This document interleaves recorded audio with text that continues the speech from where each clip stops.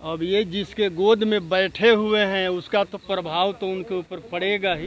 ये उलुल जुलुल जो बयान दे रहे हैं वो जो आदरणीय लालू प्रसाद यादव जी जो है सामाजिक न्याय का पुरोधा है। सम्राट चौधरी जी का जमीन जो है घिसक चुका है, उनके पैर के नीचे कुछ भी नहीं है और घबराए हुए ही नहीं है। हमको लगता है कि उनका मतलब कि जो माइंड डिस्टर्ब हो गया है और जिसका मानसिक संतुलन खो दिए हैं। में माहिर है, किडनी लेकर बेटी को टिकट उन्होंने दिया है। अब ये जिसके गोद में बैठे हुए हैं उसका तो प्रभाव तो उनके ऊपर पड़ेगा ही। और ये उलुल जुलुल जो बयान दे रहे हैं वो जो आदरणीय लालू प्रसाद यादव जी जो है सामाजिक न्याय का पुरोधा है और सामाजिक न्याय के तौर पर जिसकी जितना भागीदारी है उसको उतना लोकसभा चुनाव में हिस्सेदारी दे रहे हैं। तो सम्राट चौधरी जी का ज़मीन जो है घिसक चुका है, उनके पैर के नीचे कुछ भी नहीं है और मर्जवंशी और कोयरी समाज का जिस जाति का वो राजनीति कर रहे हैं वो जात उनको पूरी तरह से इग्नोर कर दिया है। इसलिए वो समझिए कि बिल्कुल घबराए हुए हैं और घबराए हुए ही नहीं है। हमको लगता है कि उनका मतलब कि जो माइंड डिस्टर्ब हो गया है और जिसका मानसिक संतुलन खो दिए हैं।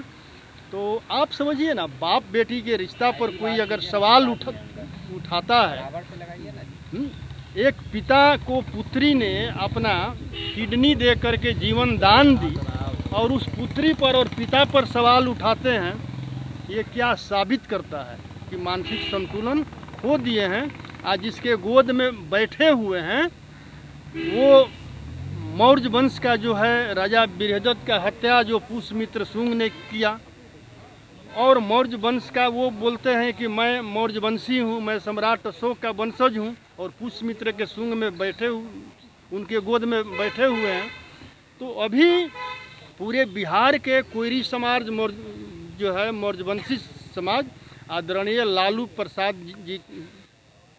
जी के साथ जो है पूरी मजबूती से खड़ा है और पूरा मौर्यवंशी समाज सम्राट चौधरी जी को इस बयान का जवाब देगा और उनको औकात बताने का काम सवाल है। सर, जेडीयू के लोग लगातार जेडीयू छोड़ रहे हैं, आरजेडी में शामिल हो रहे हैं, क्या कहेंगे इसको लेकर? अब जेडीयू में कुछ रहा नहीं। जो जेडीयू छोड़कर आरजेडी में आ रहे हैं या जो हैं वो भी चुनाव बाद आएंगे, क्योंकि जेडीयू में अब कुछ रहा नहीं, ना कोई जनाधार है और ना कोई आधार है। एक सवाल है, बीजेपी के नेता लगातार ये कह रहे हैं कि 40 का 40 सीट उन लोगों के खाते में आएगा। किसके दम पर? किसके दम? मोदी के दम पे। अब की बात मोदी की गारंटी की बात कर रहे हैं वो लोग। क्या गारंटी है मोदी का? बताने का काम करेंगे बीजेपी वाले। मोदी ने गारंटी दिए थे कि जब मैं सत्ता में आऊंगा तो प्रति वर्ष 2 करोड़ बेरोजगार युवाओं को नौकरी दूंगा। क्या उसने दिया? गारंटी पूरा किया। मैं सत्ता में आऊंगा तो विदेश से काला धन लाऊंगा, एक एक गरीब के खाते में 15-15 लाख पड़ेगा। क्या उन्होंने गारंटी पूरा किया? मोदी ने गारंटी दिया था कि मैं किसानों का आय दोबरी करूंगा। क्या आय दोबरी किया? मोदी ने गारंटी दिया था कि मैं स्मार्ट सिटी बनाऊंगा, बनाया। बुलेट ट्रेन चलाऊंगा, चलाया।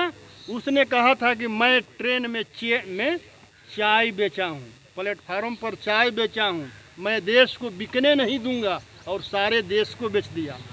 कोई भी व्यक्ति नरेंद्र मोदी जी को बराबर से लगाइए, कोई भी नरेंद्र मोदी जी को चाय बेचते हुए देखा है?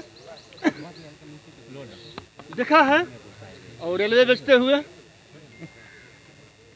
तो क्या गारंटी है मोदी का?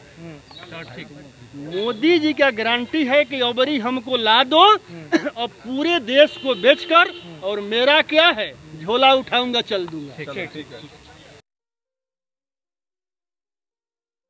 ये लो मुंह मीठा करो, आज मैंने अपना जॉब छोड़ दिया, अब हम पूर्णिया वापस जाएंगे। जॉब छोड़ दिया है? मतलब ये घर कैसे चलेगा? हम करेंगे क्या और माँ बाबूजी क्या बोलेंगे? इसलिए मैं एक और मिठाई का डब्बा लाया। अपने बिजनेस के लिए लोन अप्रूव हो गया। अरे लोन अप्रूव हो गया वो तो ठीक है, लेकिन पूर्णिया में हम रहेंगे कहाँ? अपना घर भी तो नहीं है वहाँ। इसलिए तो एक और मिठाई का डब्बा अलग से लाया हूं। हमने पूर्णिया में घर ले लिया है, पूर्णिया के ई होम्स पैनोरमा में। पूर्णिया में पैनोरमा ग्रुप लेकर आए हैं ई होम्स पैनोरमा, बड़ा घर, आलीशान जिंदगी और अत्याधुनिक सुविधाओं के संग। अरे अरे, अब क्यों मुंह मीठा करवा रही हो? क्योंकि हम घर वापसी जो कर रहे हैं। घर वापसी की खुशी पूर्णिया में ई होम्स पैनोरमा के संग। ई homes panorama, luxurious lifestyle redefined.